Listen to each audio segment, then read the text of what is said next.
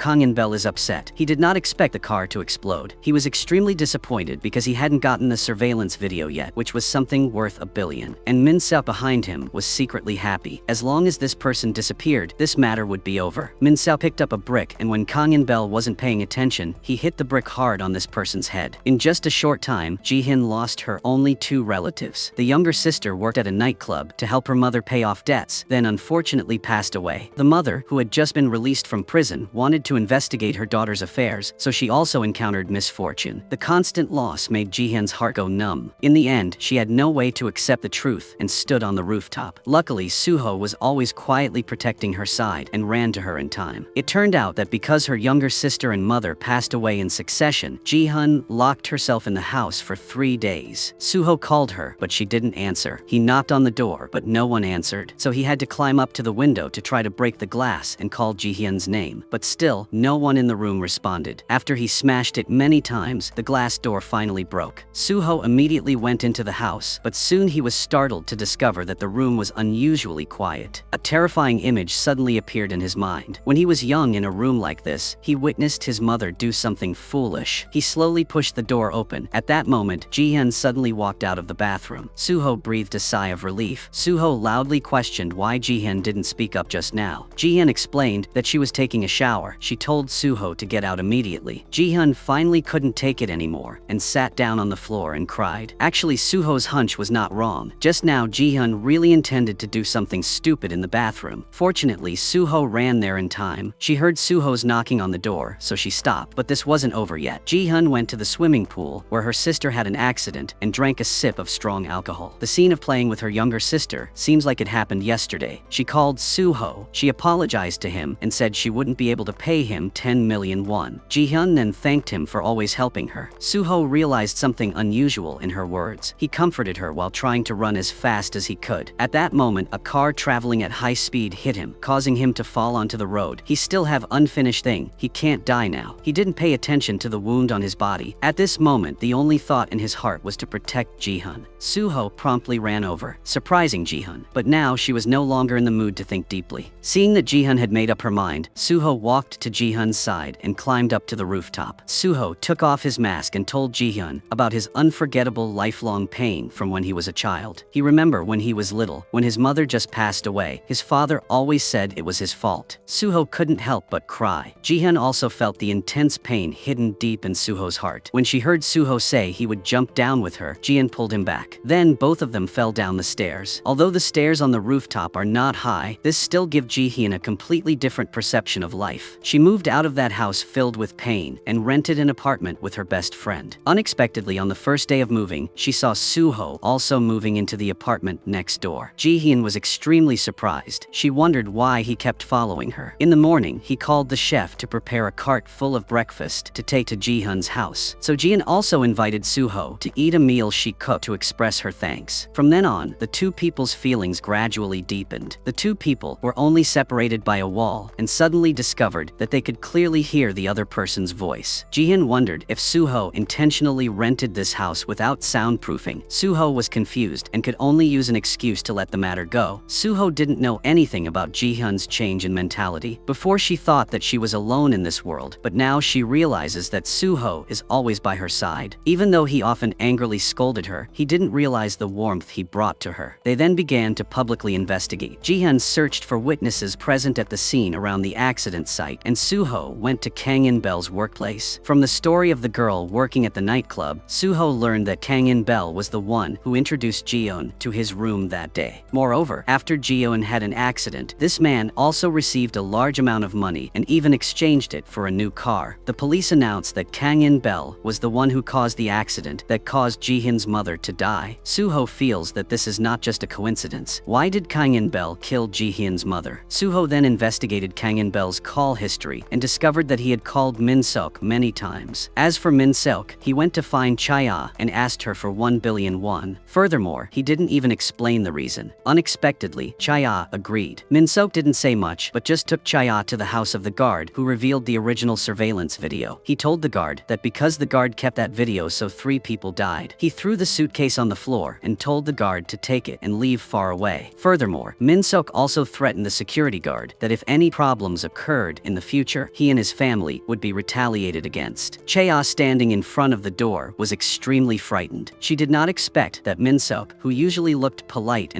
could say such things. For the first time, she felt the fear of the man in front of her. But the next day, Chea had restored her normal appearance. She not only introduced a TV station director for Min-seok to get to know, but also gave him a gift. After returning home, Min-seok opened it and immediately panicked because inside is a tie that he wore when he murdered Kang In-bel. Apparently, this tie had also fallen off the cliff with Kang In-bel at that time, but now it appeared before his eyes. Min-seok thought he had hidden it very well, so right now he was extremely panicked. A few days ago, Kang In-bel drove car and hit the car that Ji-hun's mother was sitting in, ultimately causing Ji-hun's mother to die. After that incident, Min-seok attacked him with a brick, but clearly the brick's attack power was not enough. The two chased each other up the mountain, resulting in the already injured and bleeding Kang In-bel being pushed down the cliff by Min-seok. A strong survival instinct made him grab Min-seok's tie tightly, but Min-seok had no intention to ignore Kang In-bel because he was the one who bribed Kang In-bel to cause the traffic accident before. Furthermore, he knew clearly that he was hiding the truth of Ji-hun's death in the swimming pool, so he couldn't let Kang In-bel survive. Even though Kang In-bel begged him, he still slowly took off his tie, letting Kang In-bel just fall. But Min-seok doesn't understand why that tie fell into Chea's hands. It turned out that Kang In-bel was not dead, but because he was still raising his family, he did not dare to take revenge. So he had to go to Chea and reveal to her Min-seok's true face. After knowing the truth, Chea is still grateful to Min-seok for hiding the swimming pool incident for her. She had no intention of revealing Min-seok's behavior. She just asked him to discuss everything with her first. To handle this matter smoothly, Chea went to Kang In-bel's hideout and gave him 1 billion won in cash and asked him to leave and never appear again. But this scene was seen by Ji-hun. They're obviously doing some mysterious deal. So to find out the truth, Ji-hun went to work at a restaurant which had many relationships of Suho. Chea expressed dissatisfaction with Ji-hun's presence. After all, she was still Suho's fiancée in name, but Chea still politely asked if we had met before. Ji-hun admitted that she had carried things to help Chea before. Then, while no one was paying attention, Ji-hun silently investigated Chea's company's documents. She also put a recording pen in the pen holder. When she was about to leave, she accidentally heard the conversation of two brothers, Suho and Su-chul. At this moment, Ji-hun knew that Suho, always so radiant, had suffered the pain of losing a loved one since childhood. As for Min-seok, he remembered what happened in the past 2 days. If he doesn't quickly deal with Kang In-bel, he doesn't dare to imagine what will happen in the future. So he went to Kang In-bel's former office and rummaged around, finally finding a secret book on the ceiling. When he was about to leave, Kang In-bel attacked him from behind. Kang In-bel squeezed Min-seok's neck. He was extremely resentful of Min-seok, who turned him into a homeless dog and had to run away everywhere. Min-seok had just found the notebook, so he told Kang In-bel that I would help you escape. Only then did Kang In-bel let go. Min-seok then went to Su-chul and handed over the secret notebook to him. Seeing his name on the notebook, Su-chul, who was arrogant, immediately became afraid. It turned out that it was a notebook containing a list of drug buyers at Kang In-bel's place. Once this list is made public, Su-chul will not be able to become the heir of the Cheon tycoon family. Furthermore, he will also be imprisoned if this notebook is made public. Min-seok tells him to make Kang In-bel innocent, so his dirty secret will be covered. On the other hand, from reporter Ji-hyun, known that the police have stopped investigating Kang In-bel, Suho also learned this news through his lawyer's family. Even if the crime of murder is committed, as long as the prosecutor does not prosecute, the crime will not be established. But Ji-hyun and Suho did not know that it was all arranged by Min-seok. To fulfill his promise to investigate the truth with Ji-hyun, Suho went to the police station and openly admitted to the media that at his previous party there were people using drugs. Furthermore, he sincerely invited the media to continue monitoring the progress of the investigation. This action of his has caused the company to get into trouble. The knife was also pointed straight at Kang In-bel, who murdered Ji-hun's mother. To lure Kang In-bel, Ji-hyun stole Chea's phone. Through the call history, Ji-hyun sent a message to Kang In-bel to meet him at the old place at 6 a.m. tomorrow morning. In the police station, because of media pressure, the police promised to take action tomorrow. The next day, there were many policemen guarding the place where Kang In-bel often appeared. Just as the police were complaining that Ji-hyun following them would only cause trouble, Kang In-bel slowly walked over. At the same time, he received a call from Min-seok telling him to leave immediately. The policemen ambushing upstairs quickly chased after them, finally arresting Kang In-bel and taking him to the police. After knowing this, President Chan was extremely angry. Previously, he spent 10 billion won for Min-seok to hide this case, but now it happened that Kang In-bel also knew about about the swimming pool incident. This makes him unable to help but doubt Min Seok's working ability. After hearing this news, Soo Chol started causing trouble. He received a piece of data from within the police station and discovered that the day Ji-hun's mother had an accident, Soo-ho and Ji-hun's phone signals also appeared nearby. He asked Min Seok to use this to completely defeat Soo-ho. Based on this clue, Min Seok created an extremely sophisticated plan. He will go to prison to bribe Kang In-bel and let Kang In-bel reveal things that are detrimental to Soo-ho. Not long after, Min Seok took the identity of a lawyer to the police station. According to the established plan, Min Seok told Kang In-bel to declare that he was ordered by Soo-ho, so he created a traffic accident to kill people. Furthermore, Min Seok also promised that after Kang In-bel finished testifying, he would give Kang In-bel a large sum of money. When Kang In-bel is brought to court, Min Seok will still think of a way to let him escape, but if he does not agree, Kang In-bel will spend the rest of life in prison. Kang In-bel has no other choice. Min Seok then went to find the police officer who was bribed by him, and the secret plot of these two people was successfully agreed upon. The next plan will be an even bigger conspiracy. The very next day, Min Seok gave a dagger to Kang In-bel and told him that he should leave this world by himself now. Min Seok then took a knife and cut his own palm. The policeman next to him raised the gun in his hand. Kang In-bel was bewildered. Yesterday in prison, Min Seok promised that as long as he confessed that Soo-ho was the one who ordered him to kill Ji-hun's mother, Min Seok would find a way to let him escape on the way to court. Min Seok also told Kang In-bel that the police had been bribed by him, so in the police station, Kang In-bel confessed that he was ordered by Soo-ho. Then, under the arrangement of the police, Kang In-bel was bribed by Min Seok to be put in a car and taken to court. On the other side, through cell phone, Soo-ho discovered unusual traces of Min Seok. It turns out that when investigating Kang In-bel's call history, Soo-ho discovered that Min Seok was involved, felt Ji-hun's mother's death definitely be related to Min Seok. So a few days before meeting Min Seok, Soo-ho secretly installed a tracking device on Min Seok's car. Soo-ho quickly set out to the location that had been located and also informed the reporter who always wanted to expose the truth of the swimming pool case. The police car stopped in a deserted place, and Kang In-bel was taken to a deserted place. Min Seok had been waiting there for a long time. That's why the previous scene appeared. Min Seok told Kang In-bel that he couldn't hide anymore. Everywhere was hell. At this moment, Kang In-bel knew that Min Seok did not want to let him escape. When Kang In-bel knew he was trapped, he wanted to run away, but Min Seok took the gun from the police without hesitation and shot Kang In-bel. Just as was about to fire the second shot, Soo-ho shouted to stop Min Seok. The reporter also ran after, facing reporters' cameras even though was caught red-handed at the senses. Min Seok still said that suspect Kang In-bel wanted to run away, so they were just arresting him. Seeing Min Seok speak so brazenly, Kang In-bel took the opportunity to shout that it was Min Seok who asked him to slander Soo-ho and order him to kill Ji-hun's mother. Then Min Seok would let him escape, but he did not expect Min Seok to betray him and want to kill him to hide the truth. Meanwhile, Min Seok calmly said that to defraud him of money, Kang In-bel created fake evidence. He then said that if today's matter was exposed, it would be difficult for the public to distinguish between good and bad, and as a result, only Soo-ho and the entire Chon family would be in danger. Before leaving, Min Seok told Soo-ho that he should think carefully about whether to make this public. However, the TV station still posted the reporter's interview with Ji-hun, along with a video recording today's scene. The truth will be revealed in the evening. Min Seok looked at the TV stunned. He immediately called the director of the television station. It turns out that yesterday, the reporter investigating this incident suddenly received news that she was fired. When she arrived at the director's office, she saw Min Seok just coming out of the office. Min Seok also told her that she shouldn't confront him. This scene was seen by Soo-ho. After Min Seok left, Soo-ho also entered the director's office. Seeing the news on TV, Ji-hun was extremely happy. The moment she had been waiting for was finally coming. As for Soo-ho, his mood was very worried because the content in the news included a reporter interviewing him. He said it was possible that he was the main cause of Ji-hun's younger sister's death. Remembering Ji-hun's reaction back then and the trust Ji-hun had in him, he didn't know how he should face Ji-hun after the truth was revealed. After a period of intense mental struggle, Soo-ho decided to be frank with Ji-hun. But this world is so magical. When Soo-ho was wondering how to talk to Ji-hun, Min Seok and Cha-ya were also discussing this. Min Seok tells Cha-ya that now Kang In-bel has been arrested, which means everything they wanted to hide will probably be exposed to the public. Min Seok also emotionally said that he wanted to protect her forever, but now he was powerless. Cha-ya said that from now on, just leave everything to her. On the other side, Soo-ho was preparing to tell Ji-hun the truth, that perhaps he was the cause of her younger sister's death,